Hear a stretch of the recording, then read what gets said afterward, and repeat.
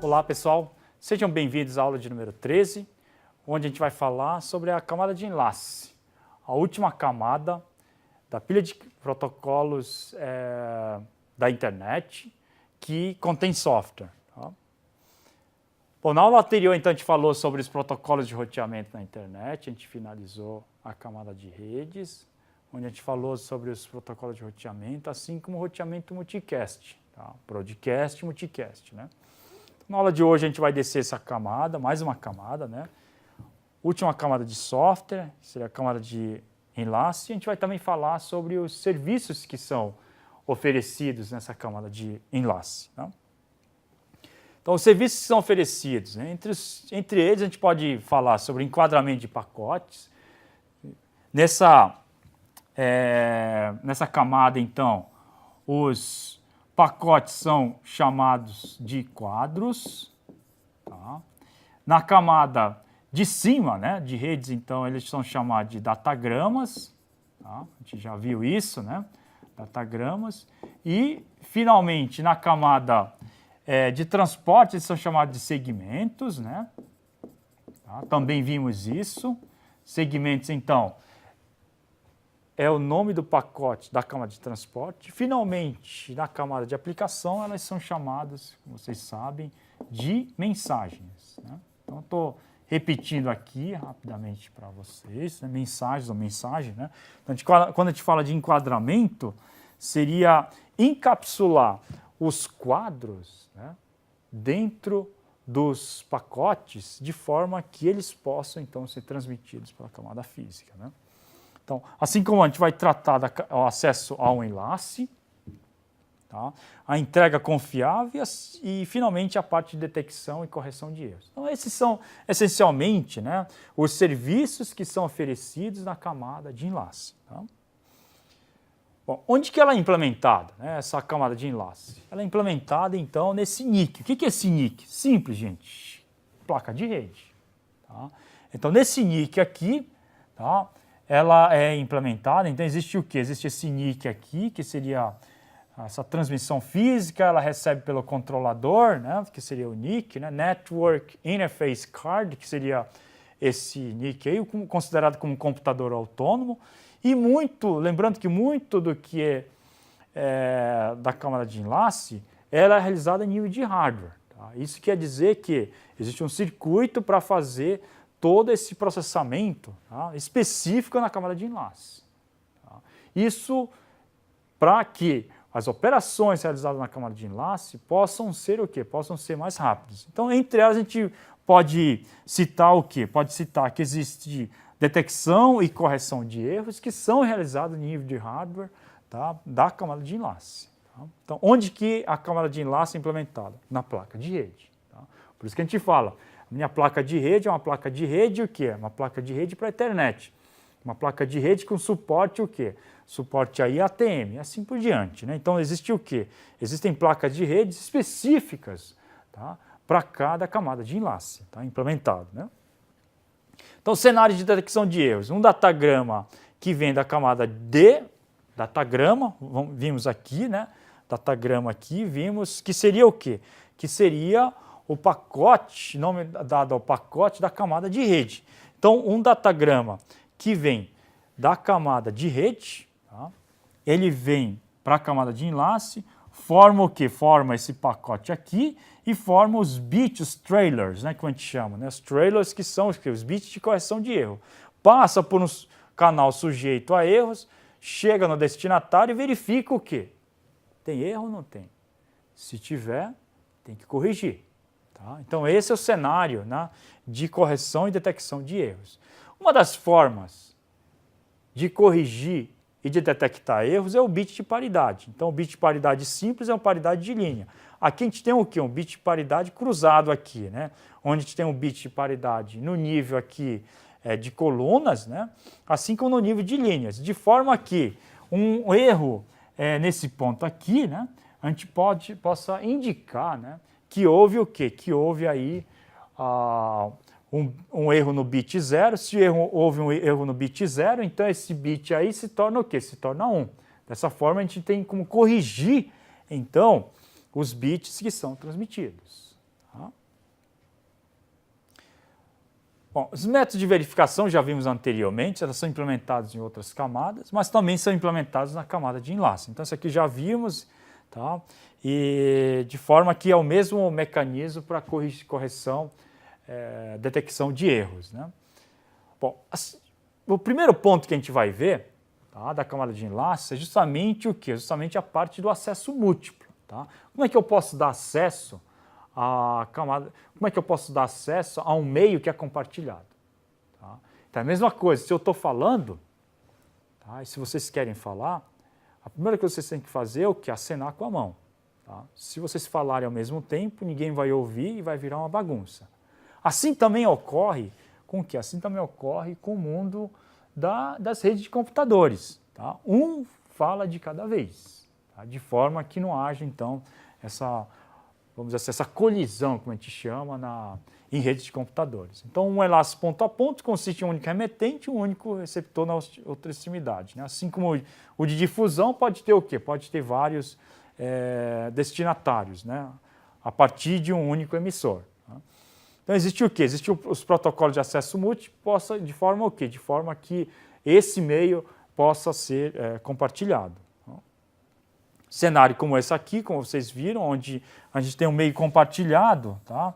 ADSL aqui, que seria o quê? Que seria um cabo coaxial, um cabo de fibra ótica, que é compartilhado por essas residências. Assim como existe o quê? Existe esse meio aqui de rede sem fio também, que é compartilhado por esses 3 aí computadores.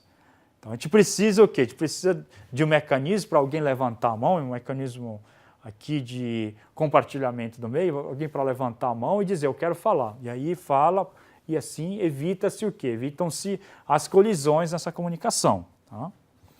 Outros meios seriam esses, como vocês estão vendo, tá? Vamos dizer assim, ambientes aí de acesso múltiplo a um canal aí que seria um canal compartilhado.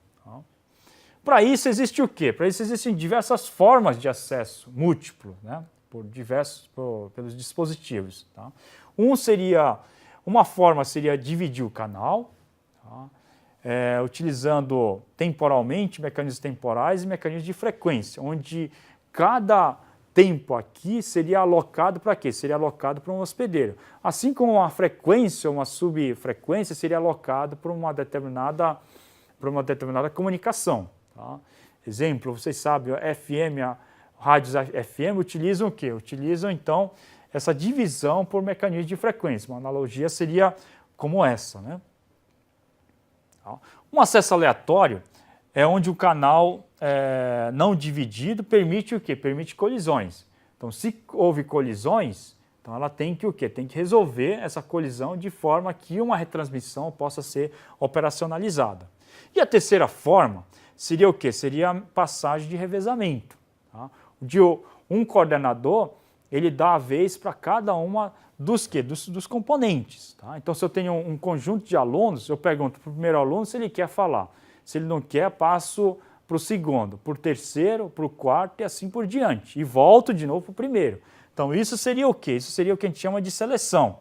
Tá? O pólen, né? Onde existe o quê? Existe um nó coordenador. Tá?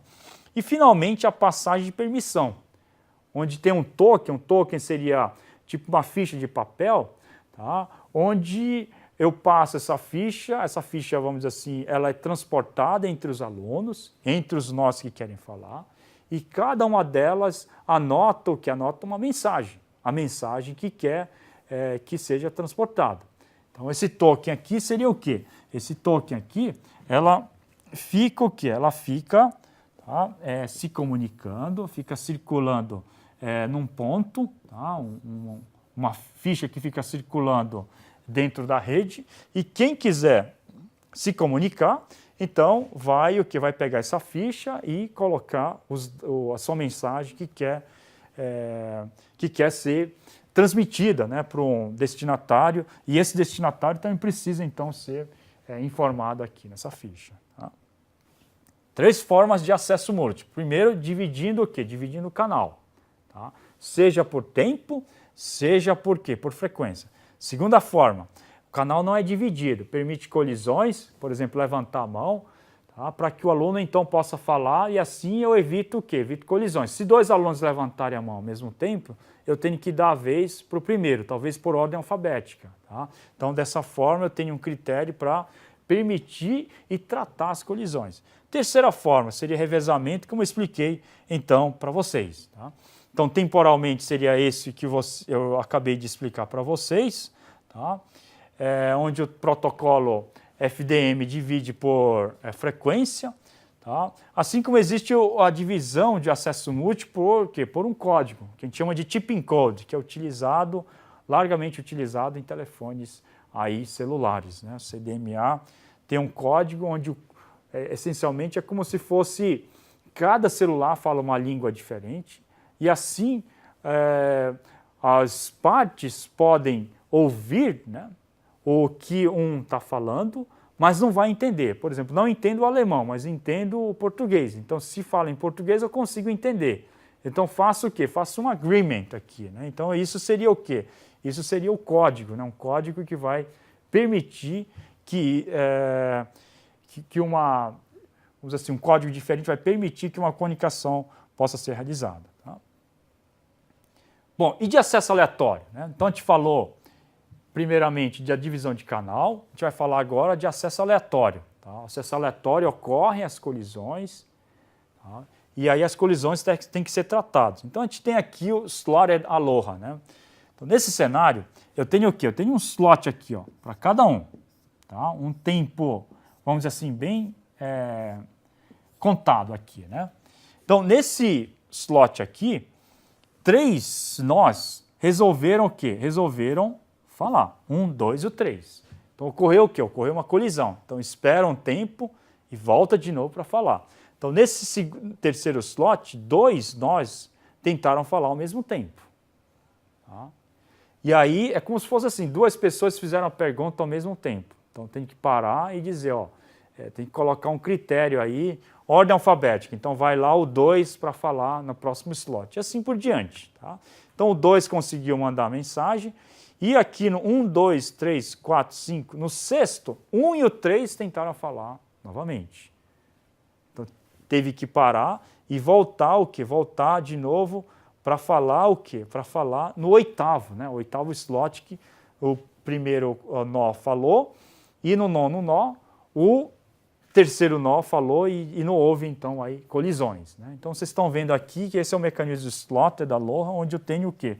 Eu tenho tempos certos, né? A cada segundo, a cada 2 segundos, a cada 3 segundos, 4 segundos, eles podem, então, lançar um pacote nesse meio e poder transmitir esse pacote. Entretanto, colisões podem ocorrer. Tá? O aloha puro, não existe o quê? Não existe esses slots, tá? Com tempos demarcados. No lugar disso, o que a gente tem? Cada pacote pode falar o tempo que quiser. Tá? Porém, vai ter um problema. Tá? Por exemplo, esse quadro aqui, que foi transmitido nesse ponto, ela vai colidir com esse quadro aqui, assim como com esse quadro aqui. Tá? Não existe a necessidade de se esperar pelos slots específicos, tá? Ou seja, a cada 15 segundos vocês vão falar. Vocês têm liberdade para fazer uma pergunta. Então, a cada 15 segundos eu tenho o quê? Eu tenho um slot específico. Aqui não. Qualquer hora vocês podem falar. Colisões podem ocorrer, uma vez que a gente está tratando o quê? De acesso múltiplo. Né? A gente não está tratando de divisão de canal e nem do terceiro mecanismo, onde a gente tem o quê? Onde tem uma passagem aí de revezamento. Tá? Então, nesse cenário aqui, colisões podem ocorrer. Nesse caso aí, um pacote que foi enviado em T0, ocorreu colisões aí com o primeiro e o terceiro pacote. Tá? Finalmente, o protocolo aí que a gente tem utilizado na internet, tá? O CSMA, né? CSMA-CD. Ele é baseado em 2 regras educadas. Primeiro, ouça antes de falar. Então, ele vai ouvir o canal se tem alguém falando. Se não tiver, ele tenta falar. Entretanto, se alguém começar a falar ao mesmo tempo que você, então o que eu faço? Pare, então, de quê? De falar. Tá? Então, ele vai parar de falar de forma o quê?